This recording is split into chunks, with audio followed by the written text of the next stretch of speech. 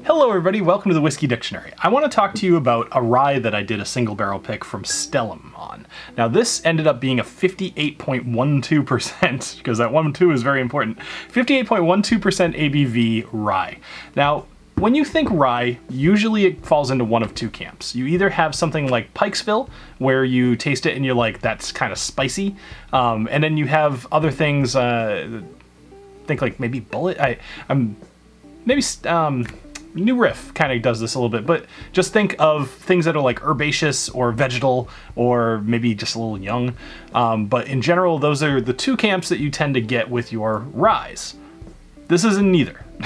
So the reason I picked this one, first off, let's talk about the name. So it's R2D8 because I'm a nerd, and this was the second rye that I tried from the batch that they gave me, or you know, the several samples that they gave me. So it's R2, and then D8 just happened to be the name of the whiskey that they gave me. So that's how they categorized it. So R2D8, love it. Anyway, so when I'm talking about this particular whiskey, it's a 95% rye, 5% malted barley mash bill.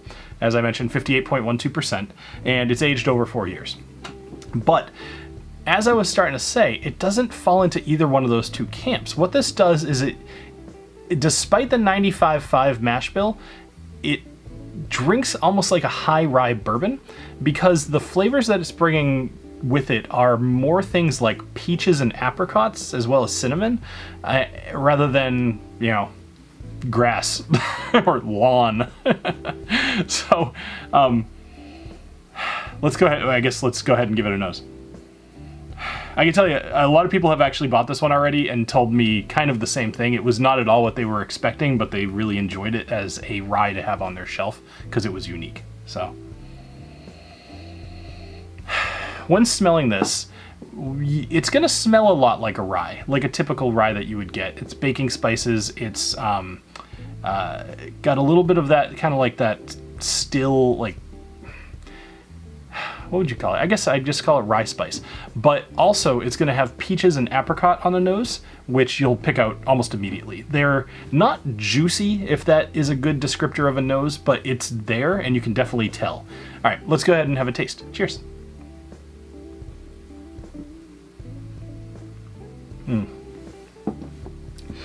Now, what I love about the flavor here is one of the first things that you're tasting are cloves.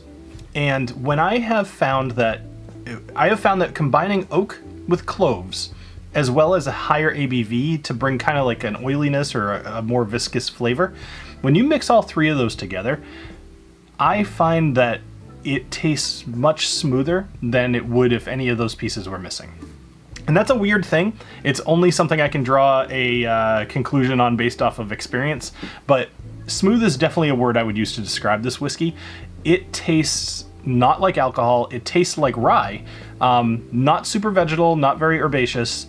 It doesn't bring forward a whole lot of that fruit flavor, but what it does is brings clove and then black pepper, especially on the finish, it's mostly black pepper.